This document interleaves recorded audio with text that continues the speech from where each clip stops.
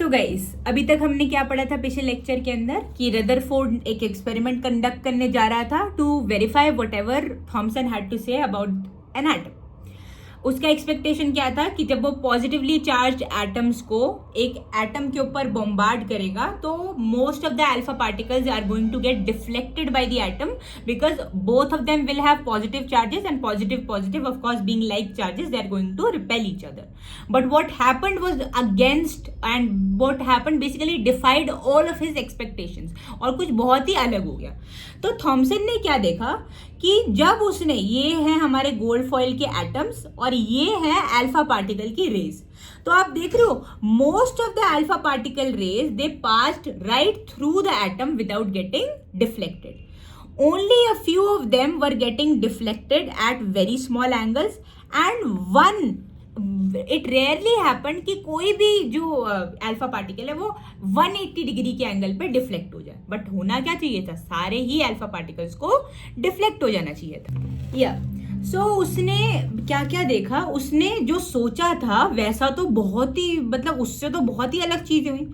तो उसने क्या देखा कि most of the alpha particles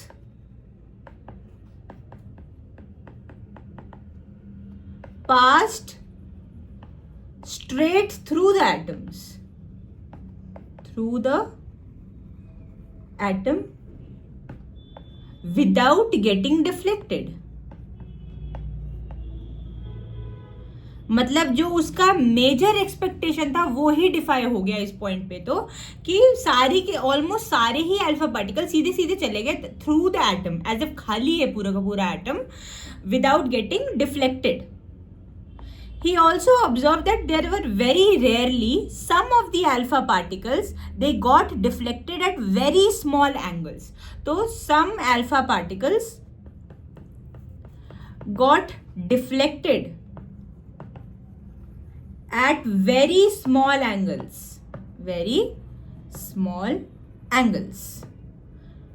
and there was 1 in 12,000 atoms, 1 in 12,000 atoms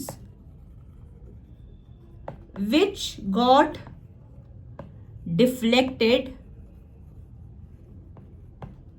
by an angle of 180 degree। तो समझ रहे हो ये क्या कह रहा है, वो कह रहा है कि सारे के सारे, मान लो अगर ये हमारा एटम है तो most of the alpha particles जो है वो सीधा निकल गए इसमें से ऐसे राइट थ्रू द एटम। सिर्फ एक आध ऐसी अल्फा पार्टिकल की कोई रे रही होगी जो छोटे एंगल्स पर डिफ्लेक्ट हुई और एक ऐसी रे थी इन 12,000 रेज। तो 1 in 12,000 रेज जो थी वो 180 डिग्री के एंगल पे डिफ्लेक्ट हो गई, मतलब ऐसे गई और यहीं से वापस आ गई ऐसे। तो ये बस एक थी ऐसी। तो उसको मतलब he was first of all very shocked कि ये कैसे हो सकता है। एंड देन उसने दिए अपने conclusions which are very very important because इसने almost entire structure of the atom को सही तरीके से क्रैक कर लिया था। A lot of the things that he said were actually true. तो इसके कंक्लूजन्स एक बार लिख लेते हैं। First conclusion was that most of the space inside an atom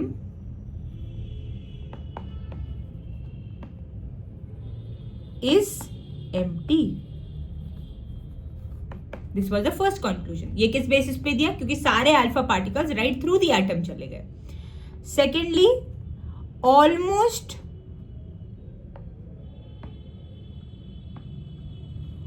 all the mass of an atom is concentrated within the center of the atom। अब ये किस बात पे बोला, उसने बेसिकली बोला कि जितना भी इस एटम का मास है, क्योंकि वो क्या बोल रहा है पूरा एटम तो लगभग खाली है, और वो कह रहे तो जो भी इस एटम का जितना भी मास है वो उसके सेंटर में क्यों, ये किस बेसिस पे बोला? क्योंकि अगर आप ध्यान से देखोगे तो ये जो भी डिफ्लेक्शन हो रही है वो सेंटर से ही हो रही है, मतलब सेंटर में ही है जो कुछ उन रेस को ब्लॉक कर रहा था. Other than that the entire space with in the atom was empty, जिसकी वजह से अल्फा पार्टिकल्स सीधे सीधे निकले जा रहे हैं. सेंटर में ही कुछ ऐसा था जिसकी वजह से थोड़े बहुत डिफ्लेक्शन हुए या फिर 180 डिग्री पे डिफ्लेक्शन हुआ है, बहुत रेयरली वो भी. तो उसने क्या बोला कि almost all the mass of an atom is concentrated with in the centre of the atom, जिसे उसने क्या बोला, न्यूक्लियस ऑफ एन एटम बोला. एक चीज और उसने बोली that the nucleus of an atom is very very small as compare to the rest of the atom. In fact he compared it कि जो रेडियस ऑफ न्यूक्लियस है, या फिर ये बोल लेते हैं रेडियस ऑफ एटम जो था, it is 10 to the power 5 times, which is 1 lakh times greater than the radius of the nucleus. Radius of nucleus. तो उसने क्या बोला कि भाई ये जो सेंट्रल पोर्शन है ना, जिसमें मास कॉन्सेंट्रेटेड है, वो बहुत ही ज्यादा छोटा है as compare to the size of the atom. For example if this is our atom, तो अगर मैं यहाँ पे सेंटर पे एक डॉट लगा दूं तो वो जो डॉट है वो इसका न्यूक्लियस है and the rest of it is an atom. तो ये बोला कि 1 लाख टाइम्स छोटा होता है nucleus with from the rest of the atom. उसके बाद उसने बोला यही सेंटर जो है ना, इसी के अंदर प्रोटॉन्स प्रेजेंट है. He said the positively charged particles are present within the nucleus. किस बेसिस पे बोला, क्यों बोला कि पॉजिटिवली चार्ज ही है न्यूक्लियस, नेगेटिवली चार्ज नहीं है? इसीलिए बोला क्योंकि जो सेंटर है उससे अल्फा रेज डिफ्लेक्ट हो रहे हैं. डिफ्लेक्ट हो रहे हैं मतलब लाइक चार्जेस है, लाइक चार्जेस ही तो रिपेल करेंगे एक दूसरे को. तो अगर अल्फा पार्टिकल्स किसी से रिपेल हो रहे हैं, मतलब वो जिससे वो रिपेल हो रहे हैं वो भी क्या है, पॉजिटिवली चार्ज है. इसीलिए इसने क्या बोल दिया कि जो एटम है वो क्या है, पॉजिटिवली चार्ज है. मतलब एटम का जो न्यूक्लियस है वो पॉजिटिवली चार्ज है. उसके अलावा उसने क्या बोला, अब बात आती है इलेक्ट्रॉन्स की. Nearly everything he has covered, he is only left with electrons की. इलेक्ट्रॉन्स किधर है? क्योंकि थॉमसन के मॉडल के अकॉर्डिंग तो वो सीड्स की तरह थे वाटरमेलन के, बट इसके अकॉर्डिंग क्या है? तो इसने क्या बोला, the electrons revolve around the nucleus. ये उसने इलेक्ट्रॉन की, उसने बोला इलेक्ट्रॉन कहीं सर्फ उसके अंदर नहीं है, एटम के अंदर नहीं है. यहाँ पे अगर मैं एक रिंग बना दूं तो उस रिंग में वो इलेक्ट्रॉन क्या करते हैं, रिवॉल्व करते रहते हैं during the in the atom. तो अब ये ही बात जो है ये इसके जो मॉडल है इसको थोड़ा सा गलत प्रूफ करवा देगी. ये जो इसने अभी बात बोली है कि जो इलेक्ट्रॉन है रिवॉल्व करते हैं, हाँ we'll get to know why. तो अभी तक but nearly everything that he said अभी तक इज करेक्ट. मतलब अब apart from the 5th point whatever he has said is correct, कि मोस्ट ऑफ द स्पेस जो होता है वो खाली होता है, ऑलमोस्ट सारा का सारा जो मास होता है वो कॉन्सेंट्रेटेड होता है सेंटर में. सेंटर में जो न्यूक्लियस है वो बहुत ही छोटा है as compare to the atom. जो इलेक्ट्रॉन्स है वो कहाँ पे, बाहर ऑर्बिट्स में रिवॉल्व करते रहते हैं. हाँ, उसने नाम भी दिया कि electrons revolve around the nucleus in orbits, अलग अलग ऑर्बिट्स. तो एक बार खुद से ड्रॉ कर लेते कि इसके अकॉर्डिंग एटम कैसा दिखता है. तो इसने क्या बोला, सेंटर जो है बहुत ही छोटा है. ये हमारा अगर मान लो सेंटर है और ये क्या है, पॉजिटिवली चार्ज्ड है. Nucleus that is positively charged. Rest of the entire atom is what, empty. Wait एक सेकेंड.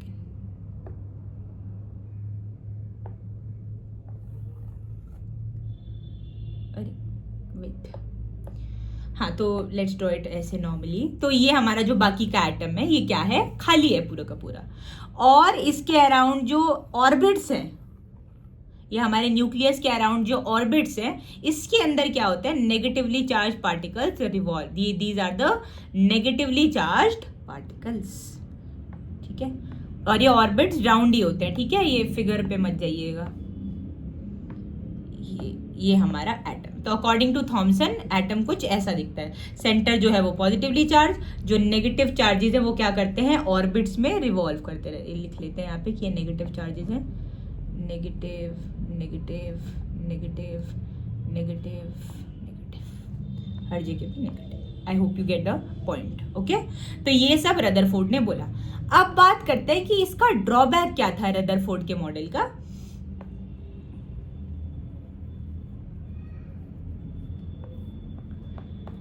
ड्रॉबैक्स पहले थॉमसन का भी समझ लेते हैं। थॉमसन का ड्रॉबैक क्या था? सब ऑलमोस्ट पूरा मॉडल ही ड्रॉबैक है। क्यों? क्योंकि उसने बोला एटम का पूरा mass is covered with positive charges. वो तो गलत है, क्योंकि अभी ये जो इसने एक्सपेरिमेंटली कंडक्ट किया, लाइक प्रूव करने की कोशिश की, वो चीज से गो थ्रू ही नहीं कर पाया उसका खुद, मतलब जो भी उस चीज ने बोला, उस थॉमसन ने बातें बोली, वो तो वेरीफाई नहीं हो पाई। तो अगर हम बात करते हैं थॉमसन के मॉडल की, तो positive charge is not distributed in the entire atom, buted in the entire atom. In fact, it is concentrated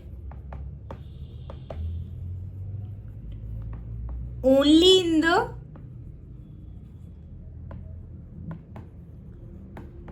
nucleus of an atom,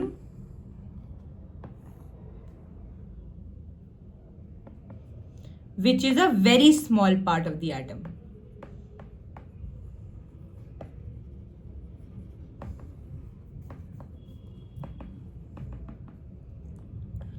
और दूसरी चीज क्या थी? उसने बोला था इलेक्ट्रॉन जो है वो पॉजिटिव चार्जेस में ही डिस्ट्रीब्यूटेड है। बट इसने क्या बोला रदरफोर्ड ने कि इलेक्ट्रॉन्स जो होते हैं दे are not embedded within the atom, not embedded within the atom. Instead, they keep revolving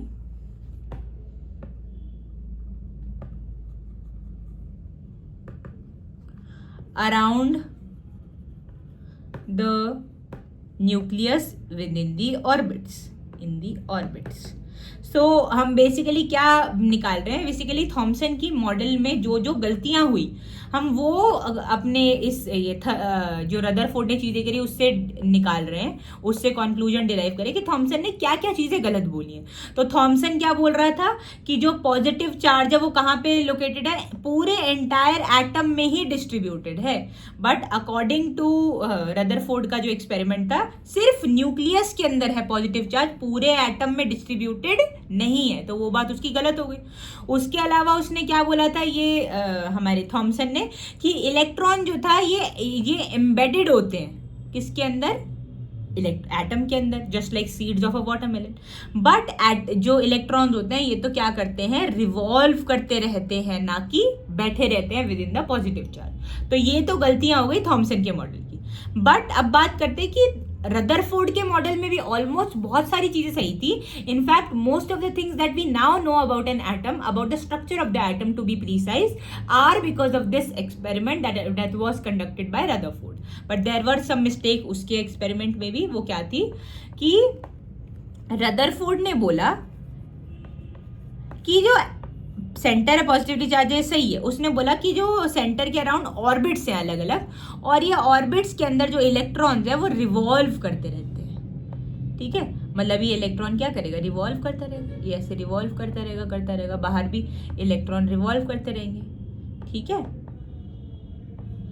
तो अब ये चीज जो है ये किसी भी तरीके से आप प्रूव नहीं कर सकते कि ये बात सही है। उसने बोला electrons always keep revolving, but अगर कोई चीज हमेशा चलती रहेगी तो उसकी एनर्जी क्या हो जाएगी? खत्म हो जाएगी। अगर उसकी एनर्जी खत्म होगी, मान लो किसी की एनर्जी खत्म होगी, तो एक पॉइंट पे क्या होगा? फेंट हो जाएगा। तो उसने भी यही मतलब आगे आने वाले जो साइंटिस्ट है उन्होंने भी यही बोला कि अगर इलेक्ट्रॉन रिवॉल्व करता रहेगा हर वक्त, तो एक पॉइंट पे कभी तो जाकर के वो एनर्जी उसकी खत्म होएगी, क्योंकि ये थोड़ी है कि इनफाइनाइट एनर्जी पोजेस करेगा एक इलेक्ट्रॉन। और ये इलेक्ट्रॉन क्या करेगा? सेंटर में गिर जाएगा, और जो एटम है वो वहीं पे कोलैप्स कर जाएगा, क्योंकि सेंटर के अंदर ही इलेक्ट्रॉन मिल जाएंगे।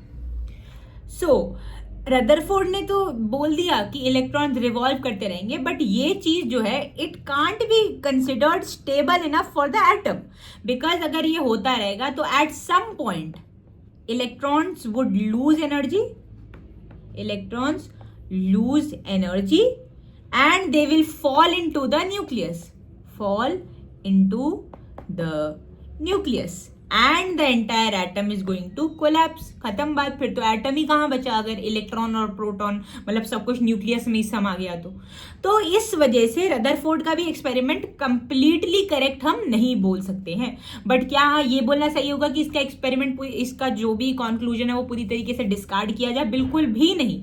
Apart from this particular thing, जो भी उसने रेस्ट ऑफ द चीजें बताई about the nucleus, about the size of the nucleus, about electrons being present in the orbits, तक भी चीजें सही थी। बस एक यहाँ पे जाकर के वो अपनी बात को एक्सप्लेन नहीं कर पाया फिजिक्स पॉइंट ऑफ व्यू से कि कोई भी चीज अगर घूमती रहेगी तो वो एनर्जी रेडिएट करेगी, एनर्जी अगर उसकी रिड्यूस होएगी तो वो फाइनली जाके एक पॉइंट पे सेंटर में गिर जाएगी और पूरे के पूरे एटम का स्ट्रक्चर कोलैप्स हो जाएगा, and that's not something that can be considered stable for an atom. तो एटम कैसे एग्जिस्ट कर पा रहा है अगर ये हो रहा है तो ये बात तो गलत प्रूव हो गई। अब आते हैं एक नए साइंटिस्ट जिनका नाम था bore. Full name was Niels Bohr. इसके बाद जाकर के इन्होंने ऑलमोस्ट जो भी बातें बोली वो बिल्कुल सही थी। तो जो बोर थे इन्होंने क्या बोला कि हाँ, एटम्स जो है जो इलेक्ट्रॉन है they are present within orbits around the nucleus. ये ऑर्बिट्स जो होते हैं इनको बोलता है डिस्क्रीट ऑर्बिट्स। डिस्क्रीट ऑर्बिट्स का मतलब ऐसी ऑर्बिट्स जिसके अंदर जो इलेक्ट्रॉन्स है ये एनर्जी रेडिएट नहीं करेंगे, मतलब इलेक्ट्रॉन्स इनके अंदर प्रेजेंट तो होंगे बट वो एनर्जी रेडिएट नहीं कर पाएंगे। Electrons do not radiate energy in these orbits, और on the basis of this हम बोल सकते हैं कि बस ठीक है, यही तो गलती थी कि अगर इलेक्ट्रॉन घूमते रहेंगे उनकी एनर्जी खत्म हो जाएगी। बट इसने बोला एक स्पेसिफिक टाइप के ऑर्बिट्स होते हैं जिनको बोलते हैं डिस्क्रीट ऑर्बिट्स, और अगर इलेक्ट्रॉन्स जो है वो डिस्क्रीट ऑर्बिट्स में प्रेजेंट होंगे तो वो एनर्जी को रेडिएट नहीं करेंगे, और एनर्जी रेडिएट नहीं करेंगे तो उनकी एनर्जी कांस्टेंट रहेगी। कांस्टेंट रहेगी तो वो नीचे आके नहीं फॉल करेंगे, एंड एट द एंड जो इलेक्ट्रॉन जो पूरा का पूरा एटम है वो क्या रहेगा, स्टेबल रहेगा। समझे? तो बट बोर की भी कुछ गलतियां थी, वो हम अगली क्लास में पढ़ेंगे कि बोर ने क्या गलत बोला अपने एटम के। बट इसका मॉडल बहुत ही सिंपल था। What the basic objective of his model was to prove वो वाली चीज जो रदरफोर्ड की गलती रह गई थी, या जो उसका लूप होल रह गया था कि इलेक्ट्रॉन अगर घूमते रहेंगे तो एनर्जी रेडिएट कर देंगे, तो वो अपनी एटम की स्टेबिलिटी को प्रूव नहीं कर पाया रदरफोर्ड, जो इसने आकर के नील बोर ने आकर के कर दिया। ठीक है, तो आज की क्लास में इतना ही है। नेक्स्ट क्लास के अंदर हम क्या सीखेंगे? We'll learn about valency, we'll learn about the number of electrons, protons, neutrons etcetera. हम पहले समझेंगे न्यूट्रॉन्स क्या होते हैं एंड ऑल ऑफ दैट। ठीक है, तो टिल देन बाय बाय।